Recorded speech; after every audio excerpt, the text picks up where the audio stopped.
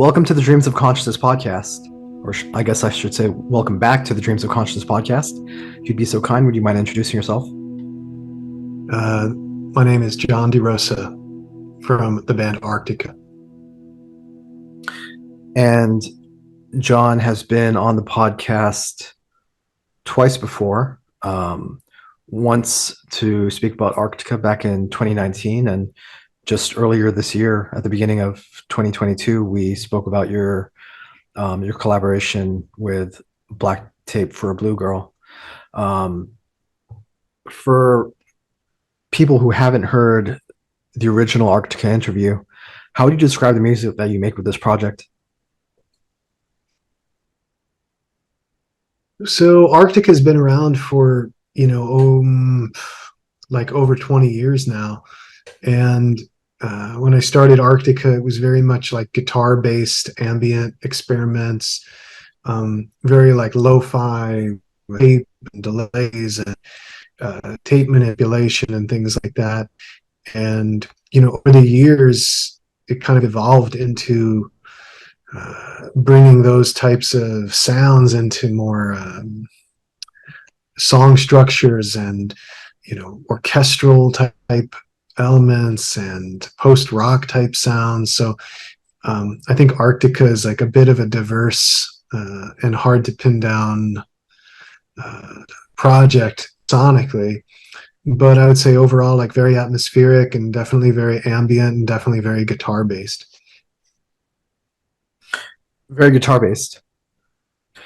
Is the guitar your primary songwriting tool for Aarktica? Yeah. That's like the one thing with Aarktica is that I've really very rarely used keyboards, synthesizers, and those types of elements for the ambient sounds. I'm a guitarist, and most of the basis for most songs comes from guitars and guitar effects and processing in that way. And so the last time we spoke, it was close to the release of your album, Mariación, your previous album. Would you say that album was the beginning of you using more traditional song structures? No, I think there are albums from like the early 2000s where I was doing much more. I think songs that would probably be considered to be like shoegaze or post rock that had much more of like a standard instrumentation with drums and bass and guitars and vocals and choruses and things like that. And I actually think that Mariación, even though there were some songs that had some traditional elements, structures to it, I was definitely still veering into a little bit more of a atmospheric and soundscape type album there. And I think with this recent album that Aarktica just put out called "You'll Find the Light," it's kind of coming back around to sort of trying to use those same song structures, but also blend them more with those atmospheric elements as well, and do it in maybe a bit more seamless way than I've done it in the past. Now, in addition to Aarktica, you also release music under your own name, Jon DeRosa. What would you say the difference is between Aarktica and your other projects, or the music you make as Aarktica versus some of the other stuff that you've done? I started releasing albums, like under my own name in, I forget I think it was like around 2010, 2011. And I just wanted to sort of, I was getting more interested in doing like string arrangements and was more influenced by the big band singers and the more atmospheric impressionistic elements of those artists, even like the Frank Sinatras and the those albums that had a lot of atmosphere and jazz impressionistic qualities to them. And it didn't seem to me at that time that it really what I fit my idea of what Aarktica was doing. So there was a time for about 8 years where I was releasing some albums under my own name, and I think those albums were distinctively more vocal albums. I think that they were more atmospheric in like a very different way. Um, I was trying to sort of draw on a lot of those influences from the 50s and the 60s, uh, the chamber pop elements, the big band vocal elements, and sort of turn them into a more atmospheric presentation. And so we had like an EP that I did called Anchored, and then there were two full lengths under my own name. And what I start to kind of come to realize, or where I feel like now, is that I think that those elements are starting to seep into Aarktica, where everything in the present and in the foreseeable future will be Aarktica. Okay. Um, in terms of uh, your your songwriting and your composition, with the big band elements that you were doing under your own name and some of the string arrangements that you're doing with Arctica, do you have a background in composition? Like, did you go to music school or anything like that? Yeah, I did actually. Um, I went to when in college. Went to NYU, and I was actually studying music technology, um, which is a bit of a broad concentration that involved recording and things like that. But it was very heavily also based in like composition, and I had to take many instruments and all kinds of performance and all kinds of theory. So uh, so yeah, there is a little bit of that background, even though I have to admit that I wasn't really like the best student at it. But there is some of that, yeah, for sure. I mean, when we first spoke on the podcast, we did talk a little bit about your time at NYU. I wasn't aware that composition was a part of your education. I thought it was more on the like the engineering side. Hmm. Yeah, As somebody, it was really, go yeah, ahead, go go ahead. ahead. No, I was just going to say it was really an interesting major. It was an interesting program because it was quite new. And in the years leading up to when I joined it was sort of a part of a music business program. So people were learning music technology and music business at the same time, and learning the ins and outs of like record labels and the industry and things. And then I think it was like the year or maybe the year before that I joined, it really separated into its own thing. Um, and a lot of emphasis was put on musicality, which was interesting because I was studying with a lot of really talented artists who were primarily DJs or primarily engineers or primarily going on to be producers. And we had to take as much like music theory as any jazz student, or as much composition as any classical student. So we were um, I would say in general, we were often struggling because it wasn't our concentration. It wasn't our necessarily our strong suit. But I think that it kind of resulted in this like really well-rounded and interesting perspective. At least for me, it was.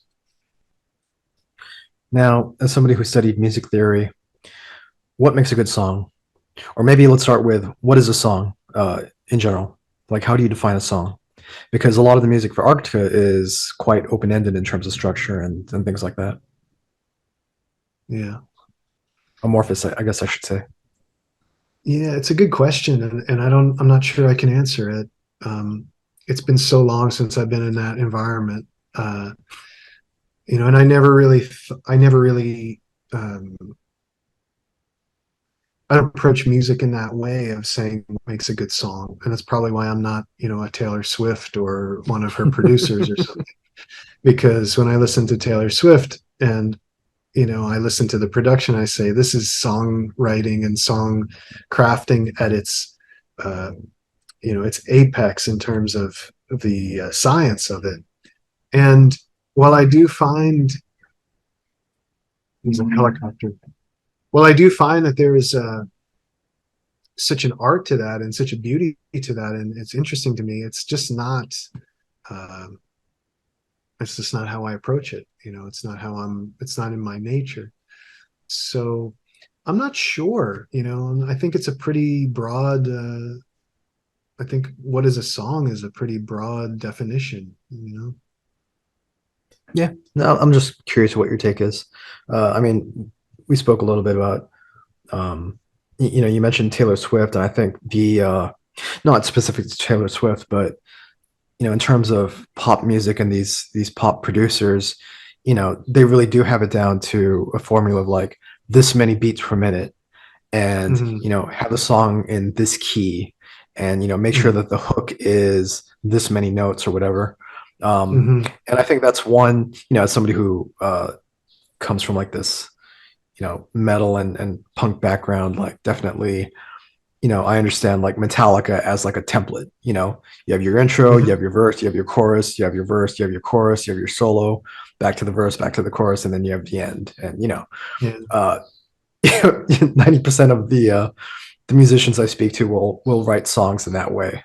Um, Hmm. but and especially as I speak to more musicians who work in an experimental or an ambient genre, um, obviously things are more uh, like it's almost like the feeling. Like I'm trying to get across a certain feeling, and Yeah.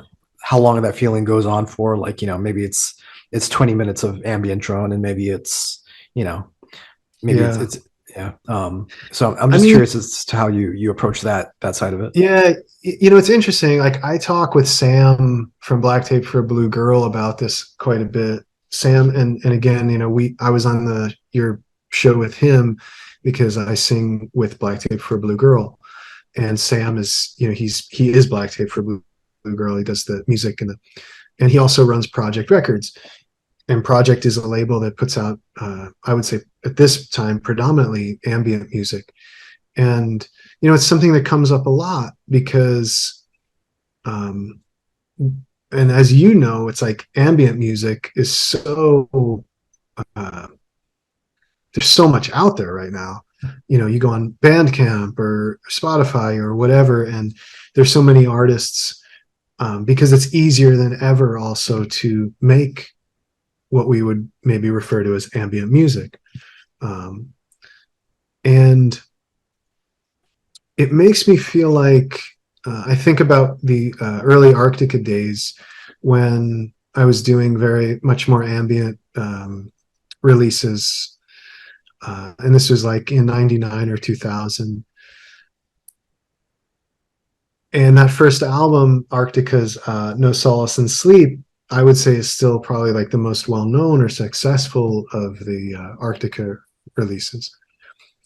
And I keep thinking that if I were to have continued in that lineage, continued in that style, that perhaps, um, uh, how do I say, it would have maybe attracted a bigger listenership because I think people really they like for an artist to be one thing. And I'll say that I do enjoy ambient music, but I always felt that, at least for myself, in terms of creativity, I always wanted it to be something else. I always thought that ambient music serves a purpose, but there was an art in weaving those elements into song, into structure, bringing it into a context. I think about artists like Burial, for instance, who I would say is one of the best at creating a feeling, creating a moment. And I think that's what separates, uh, you know, an artist from being okay or, enjoyable, from being like very profound and very deep and very, having a deep impact for a listener. I also think about artists like Steve Roach, who I would say that his best works, his best ambient works, actually feel like they're breathing. They feel like they're living in some way. So, I don't know if it answers your question, but what I'm getting at is I think that, ambient music in general is something that is fairly easy to make, but to make well and to make living and to make feeling is a real art. And to make it into something where contextually people can bring it into their lives. And it's not just wallpaper, it's not just for meditation, it's not just for background. That's the art, that's special. Yeah. Uh, I mean, ambient and experimental and noise is something that interests me, but I don't really cover on the blog or the podcast because I don't feel I can write about it or talk about it in a particularly uh, articulate or meaningful way because it really is like either you like it or you don't. Either you get an emotional reaction out of it or you don't. Mm. And for the most part, if you talk about music, music is something that has a structure to it. Um, Music is something that's in a recognizable scale or key, whether it's a Western one or from a different culture. Music tends to have repetition, as part of its structure. Mm-hmm. Um, and ambient noise, like these forms of music, and then going into like field recordings and like Mm-hmm. that aspect of the experimental music scene, um, you know, they really they really eschew like a lot of these elements. And Mm-hmm. so in terms of like discussing it or covering it or it really just comes down to like I heard it and I like it, and I don't know if there's really much more I can say about it than that. You know Sure. what I mean? Yeah, Whereas I like mean, yeah, and I don't think there's anything wrong with that. I think that that's great. It's like if we get too caught up in trying to explain or understand music in a head way, in a brain way, like we're saying, like you're saying, it's like it has repetition and has a key change and has this, that's appreciation on one level. But the deeper appreciation is like, yeah, I don't know why I just keep coming back to this song. It just makes me feel good, or it just makes me feel calm, and that's why I keep coming back to it. I think that's much more special, and that's much more like as an artist, like that's what I would love to hear from someone. Um, is that, yeah, I don't know why I like it. It's just there's something that makes me feel good, or there's something that just makes me want to hear it. It's that undefinable quality. right. And as we segue into a discussion about this latest album, you mentioned that you didn't stick with just making ambient music, and you didn't want Arctica to just be, within that realm or within that genre.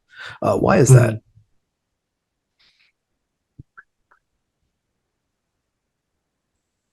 I think that, and maybe this is like um, speaks, to my like um, weaknesses, or like character in some ways. It's like I felt that I wasn't. I felt like I needed to push myself. I felt like I needed to challenge myself.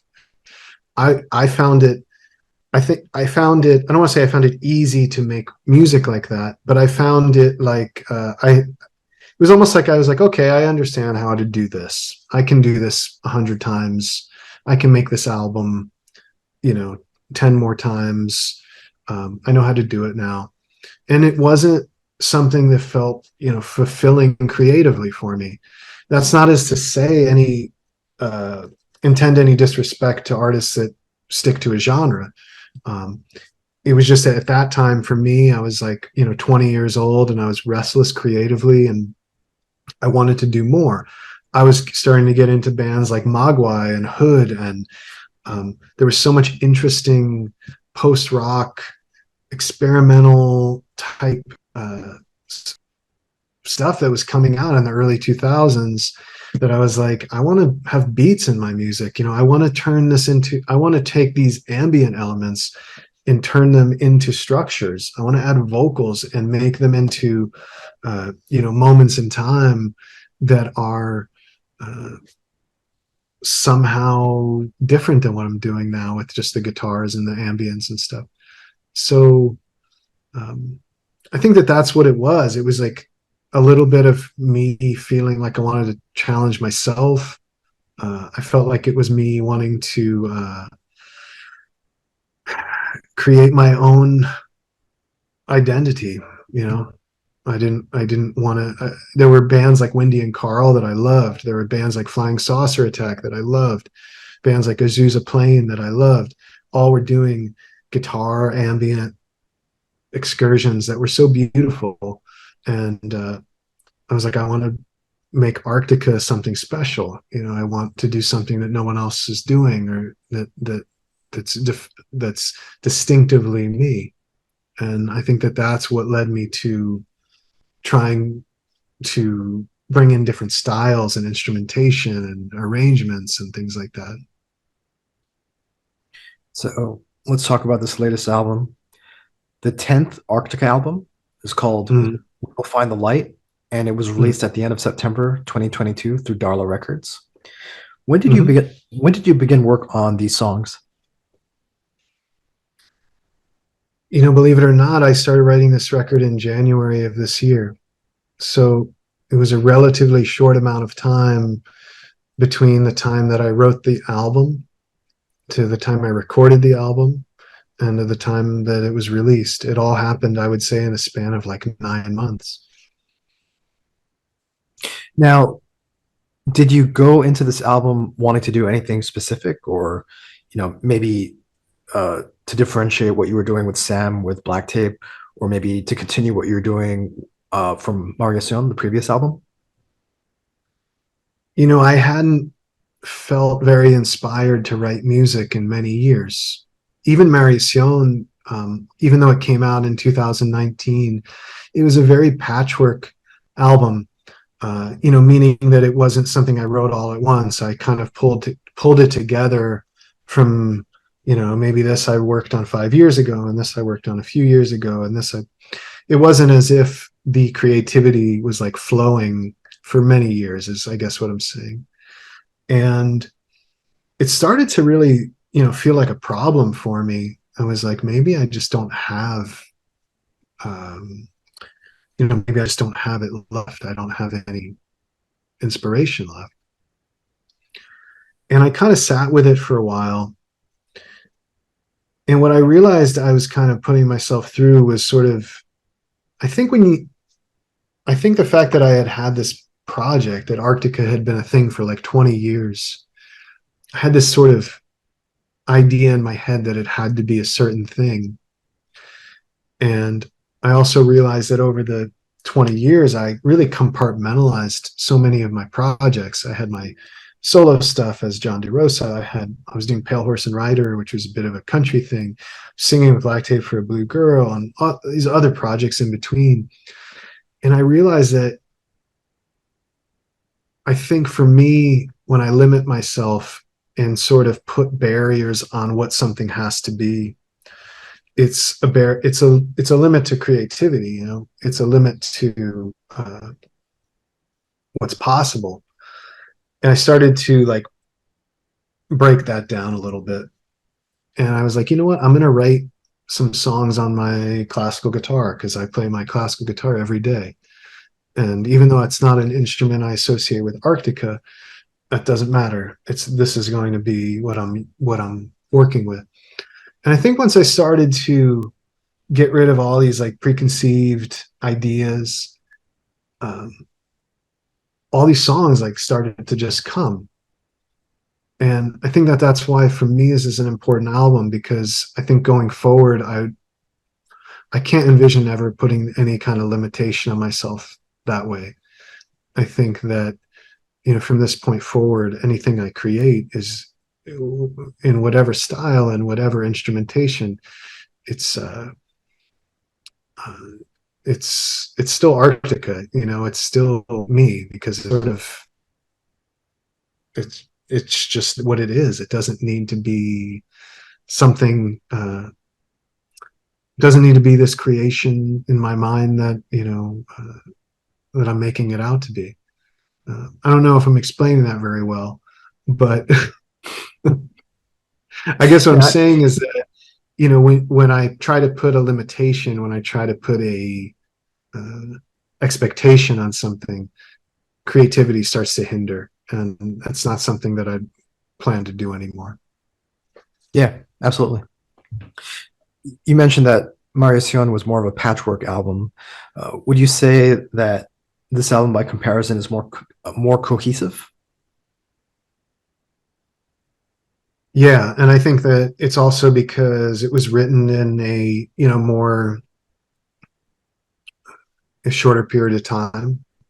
It was written, uh, I think songs, and again, I don't know for most songwriters, but for me, the best song is written in one sitting. It's a moment in time, it's a moment you capture, and it's done, and you have it. I think songs that you start and then come back to later, they might be nice and they might be great. Um, but it's like, I think there's something to be said for having the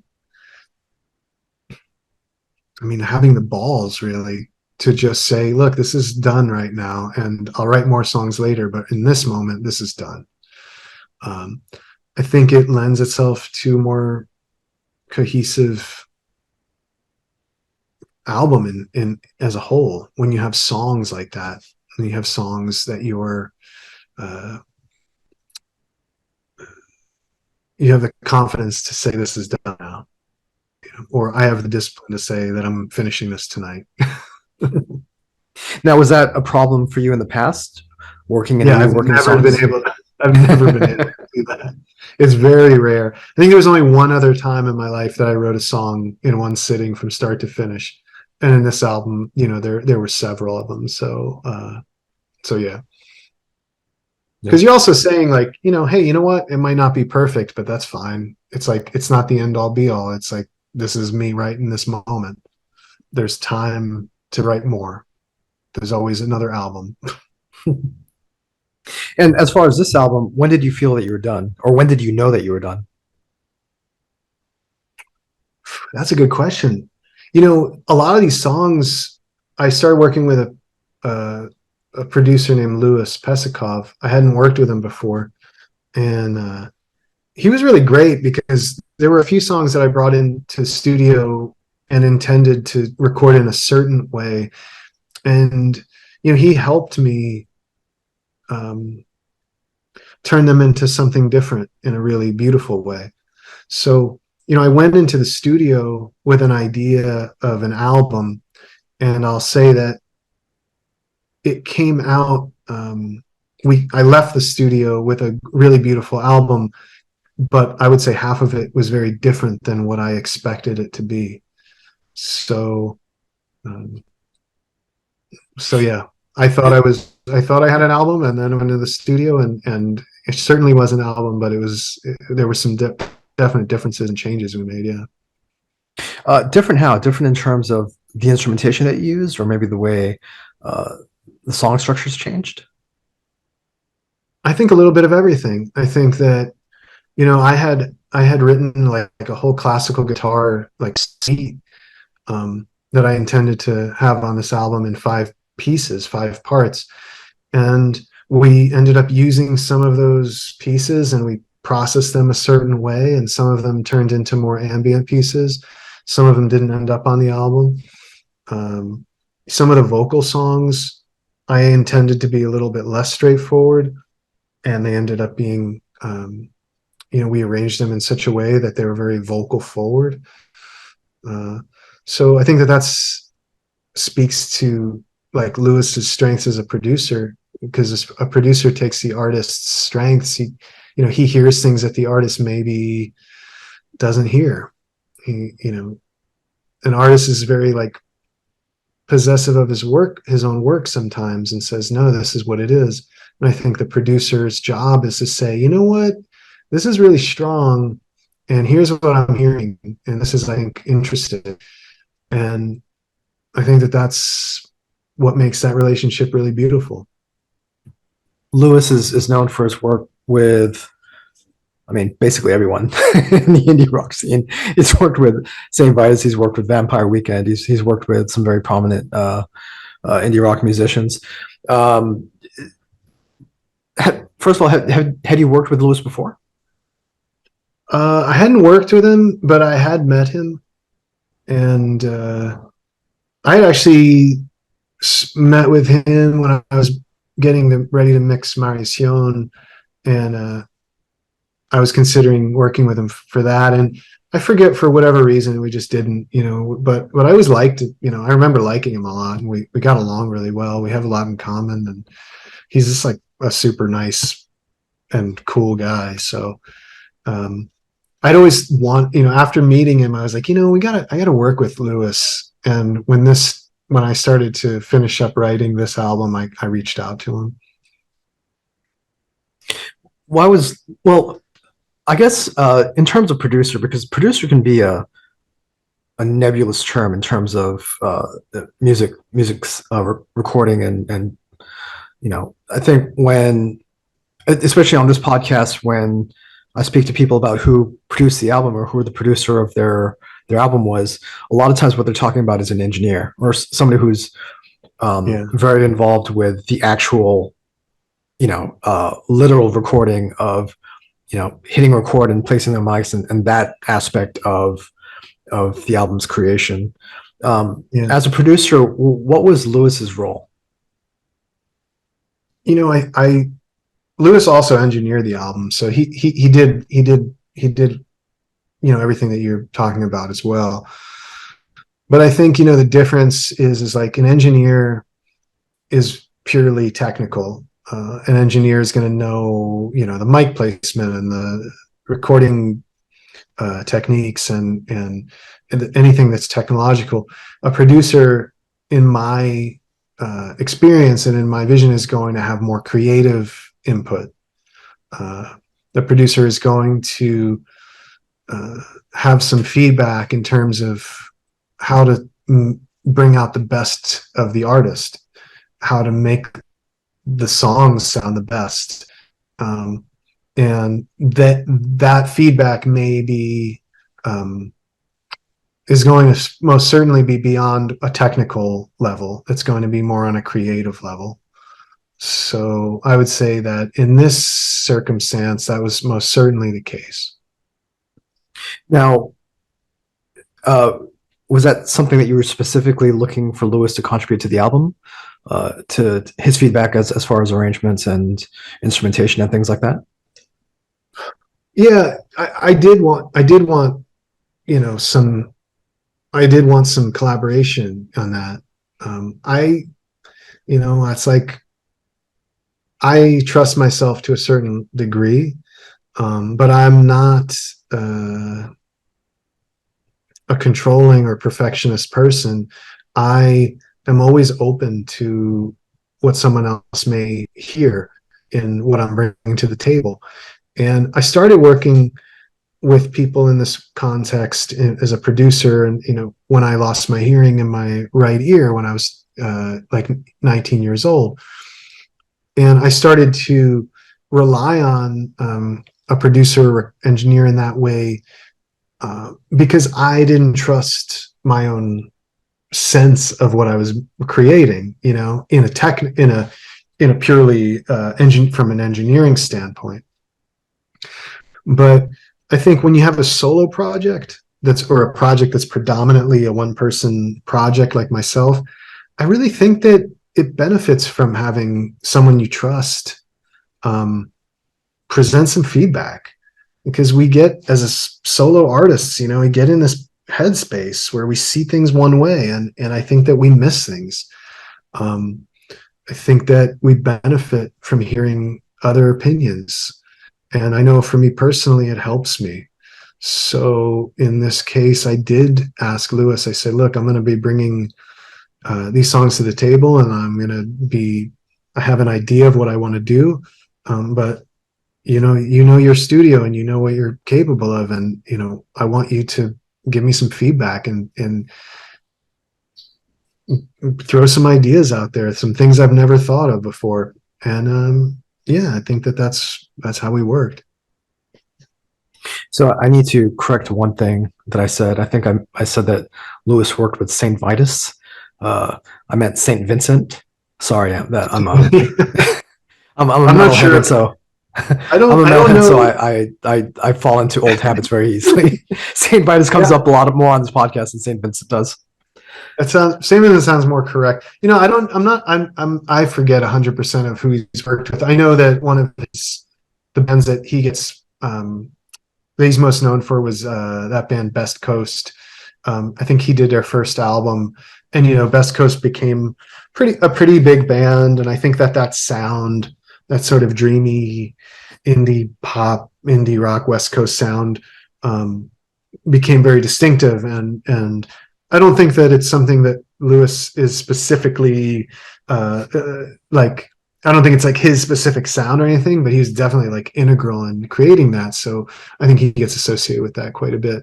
But you know, he got nominated for like a Grammy this past year for like a classical recording that he did. So he's like a really like diverse dude. He's worked on a lot of different types of albums. And there are classical and string elements on this album as well. Uh, Mm-hmm. do you want to mention who your collaborators were? Oh yeah, for sure. So on this album, I worked with Henrik Meyercord, and Henrik actually is from Sweden. I've never met him in person. I know him because he's also the string player for Black Tape for a Blue Girl. Uh, so, you know, I sent him the songs as they were in progress, and he added elements, and he was amazing to work with. I really loved what he brought to the table. Uh, and my longtime friend Charles Newman, who is often my producer, but this time he just contributed some keyboards. And there was a song or two that I sang with a friend and collaborator named Nicole La Liberte, who many of you may know because she's an actress and she played Daria in Twin Peaks, the newest Twin Peaks. Um, and she's a good friend as well. So those were the players on this album. You mentioned some of um, the shoegaze recordings, or I guess that sound that Lewis is known for. Was aspects of that sound? Did you want to capture aspects of that sound on this latest Arctic album? You know, I gotta be honest. Like, I don't know if I've even ever listened to a Best Coast album. I don't. You know, I think I've heard a song or two. I just clicked with him as a person, and I knew that he was capable of doing a diverse array of sounds. I liked his setup. I liked his gear. Uh, we have some similarities. We have some roots in Indian music, Indian classical music. Um, he had heard Aarktica, and I knew he was familiar with albums I'd done in the past. And when we spoke on the phone and I explained what I was looking to do, um, you know, he was like, "Yeah, I think we can make something interesting happen." So I didn't really turn to him because of a particular band or artist he'd worked with. It was purely his personality, presence, and I also just knew he was really good at what he did. So, what was that initial conversation? Were you looking for Lewis to do? I think that I was a little, um, I would say a little timid because I hadn't been really in the studio for a long time. I hadn't made an Arctica record. You know, again, I made Mariacion, but the last Arctica record that really felt like a full record where I went in and did it from start to finish was In C, which was like, you know, over 10 years ago. And I didn't have a lot of confidence. And I really was like, look, I have these ideas. I have these songs. I need help into turning them into something special. And I sent him some demos and explained, you know, what I'd like to do and what my vision of them was. And he was like, "Yeah, I think that that's great, and I think we can do it." And you know, so it wasn't like a huge serious thing. I think it was just we got along, and I felt really good and comfortable, and we ended up working together. Did you end up tracking at Lewis's studio, or did you record your parts at in your own home studio? Actually, this album is actually, now that I think of it, I did it entirely at Lewis's. We did a few overdubs at Charles's place. I did a few overdubs with my friend Tom at his studio, but in general, yeah, the whole album we tracked at Lewis's other than that. Okay. How did that feel? Because I know Mariacion was mostly recorded on your own. And I think you recorded your parts for Black Tape on your own as well, right? Yeah, yeah. Um, it's like home recording for me, even though like I, went to school for it and stuff, I feel like I have like limitations in terms of my expertise, my, uh, my gear, my knowledge. So I can do a certain level of home recording. Um, and to be honest, it felt good to have to be in a place where I didn't have to worry about the technological aspect. I just wanted to show up and be the artist for once. Um, Not worry about what cables weren't working, what programs weren't working, what signal wasn't coming through strong enough. I was like, I'm coming in to just be the singer, to be the guitarist, to be the whatever, and I trust Lewis 100% to do everything else. So I think that it allowed a little bit more focus on the musicality, which I was all happy about, to be honest. Let's let's discuss the themes of the album. Mariacion dealt a lot with plant medicine and shamanistic healing. Is that a topic, or are those themes that you're continuing on this album as well? Yeah, I think that it's certainly a theme that carries into this record, although I think that it's done in a little bit more of a subtle way, more of like maybe an integrated way. Um, on this particular album, there's two songs that I would, they're covers actually, that I would categorize as medicine songs, songs that we might sing in a shamanic ceremony, in a plant medicine ceremony. Uh, these are songs Serenita Bobansana and the other is in Portuguese and it's hard to pronounce. So I'll just call it Siete Colores.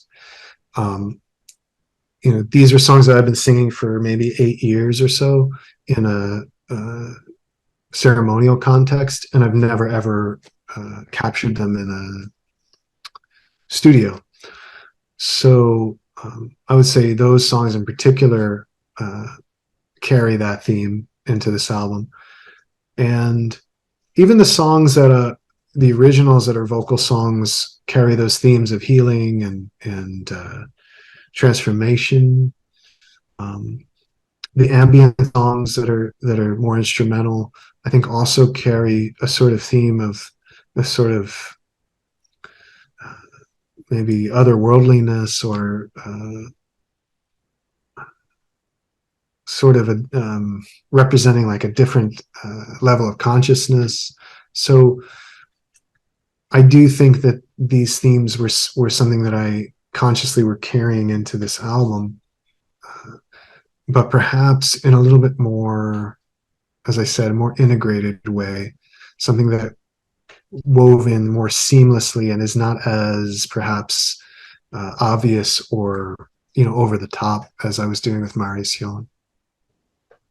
Now, for the two songs that you covered, were these songs that you had a prior relationship to, or were you searching out for things to include on the album that had that aspect of musical healing and shamanistic music? These were songs that, as I said, I've been singing in ceremonies for probably 8 years or 6 or 8 years, maybe. Uh, Actually, more like 8 or 9. I don't know. For quite a while, I'll say. I can't remember exactly. So I had a deep relationship with these songs. One was the one that I'm referring to as Siete Colores, was written by a singer named Mariana Root, and Serenita Bobinsana was written by Arthur Mena.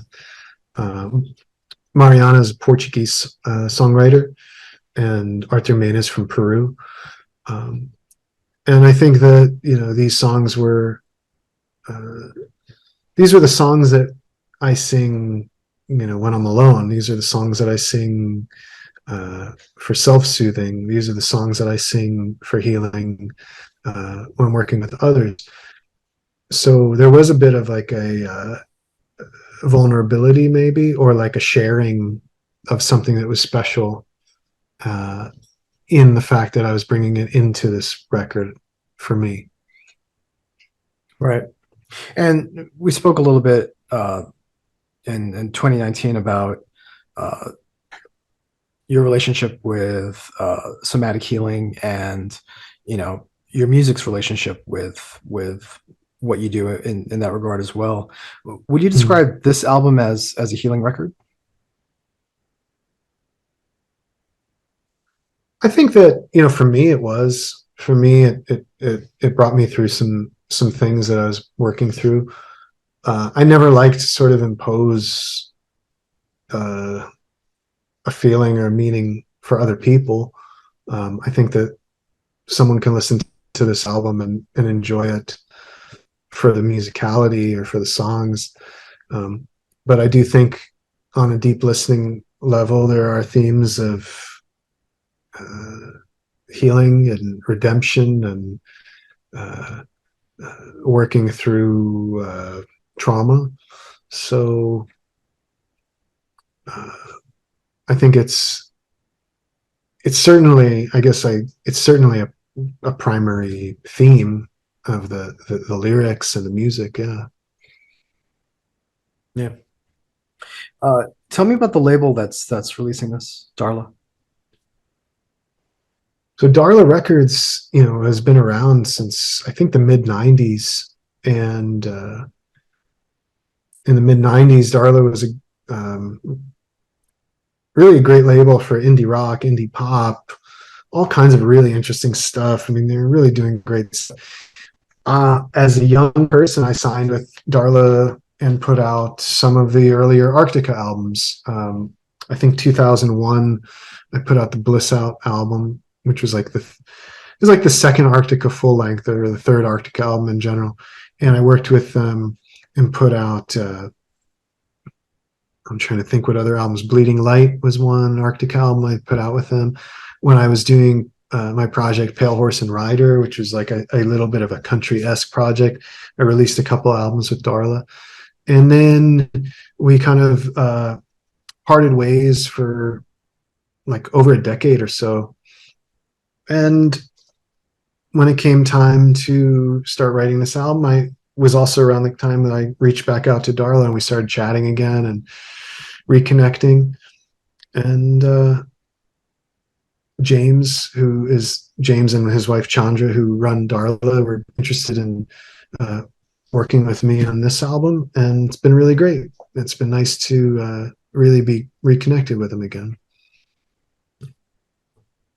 And does the label mostly focus on ambient and experimental stuff? No, Darla's like pretty eclectic. I mean, over the years, Darla has put out really eclectic stuff. I'd say that maybe their most, and they're also a label distributor too, so they're distributing a lot of labels. I'd say on Darla, I mean, maybe their most well-known artist would be, they signed My Morning Jacket. They were the first label to put out My Morning Jacket. Most recently, they've released albums by, I think the artist that they just released along with my own is called Isolated Gate, which is one of the gentlemen from the band Pale Saints, who were a great band on 4AD in the '90s. They also released music by a band called Seat Trip, and pretty eclectic, electronic, indie rock, indie pop, sort of all over the map. Not as much. I think I'd probably be one of the more ambient type artists on the label. I know for a long time they were also releasing music by Robin Guthrie from the Cocteau Twins. So there was a 10-year gap between uh, when you uh, when you released NC to when you resurrected Arctica or started releasing music again as Arctica. Mhm. Um, in in bringing or in releasing the music under the Arctica name again, uh, do you see this as a new era of the band? Like, do you see this as separate from what you had done in the past, or maybe like um, I guess a reimagining of what you had done before?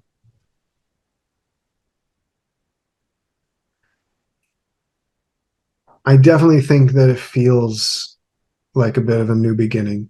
Um, I definitely feel like with this album, I felt a bit re-inspired, and I've been writing more since since I released this album. So um, I think that we'll see more Arctica music in the next year. Uh, I think that again, like as I was talking about before, working on this album showed me personally um, that I think that there's quite a lot of music left in me. And in order to get there, it just requires to take away some of those barriers, some of those preconceived ideas of what something should be. Um, so, you know, in that way, I would say you're correct that maybe it is the next chapter or a new chapter or another phase of this project for sure. And as far as the new music um, that you're going to be releasing, do you want to give an inkling as to what that would be, or do you have an idea of where you want to go in the future? Well, I did. I have an album of music I worked on with Henrik, actually the string player. That's more of an instrumental album, more ambient album that I'm kind of currently finishing up. And but you know, and it feels good to have that out of my system. But I think after this, I'll be back to writing more song type out, you know, more song type music. But again, I don't know. We'll see. I don't want to try. I don't want to paint myself into a corner. So we'll see how it feels. I just want to get through this year. That's my goal, to get through this year. Well, we don't have long to go, right? Yeah, but you know, anything can happen. So Yeah, this is true. Uh, the music that you're writing with Henrik, will this be Arctica music, or would it be for something else? yes, it'll be Arctica. Okay, cool. So We Will Find the Light is out now through Darla Records. John, how can people order the album? So We Will Find the Light is available. We have a limited edition double LP. It's limited to only 300 copies. Uh, and also it's on CD. Both of those formats are available at darla.com and also at the Aarktica Bandcamp. And Aarktica is Aarktica. So arctica.bandcamp.com or darla.com. And do you want to say anything about the physical releases that Darla is putting out? Yeah, you know, the We'll Find the Light on double vinyl is incredible. They did a really great job. It's a gatefold package, limited to 300. It's the first time Arctica has ever had a full length release on vinyl, and I know that most of them have sold already. So it's something to, if you are a fan or curious or a vinyl collector, certainly something to you know, pick up and get a hold of. And Darla also has, you know, a lot of the Arctica back catalog available as well on CD and on the, again, both at the Darla web shop and the Arctica Bandcamp. And if people want to follow Arctica online and keep up to date with news and uh, any any new releases that you'll be putting out, what's the best way to do that? I mean, my medium of choice is Instagram, so Arctica_official on Instagram. It's also on Facebook as Arctica, if you search Aarktica. That's Aarktica.com as well. Yeah, those would be, and also on Twitter as Aarktica, although I don't, it's not my favorite. So Instagram or Facebook would probably be the best. Is there anything else you want to say? I think we're good, but I really appreciate your time, Adrian. Cool. Thank you, John. Thank you.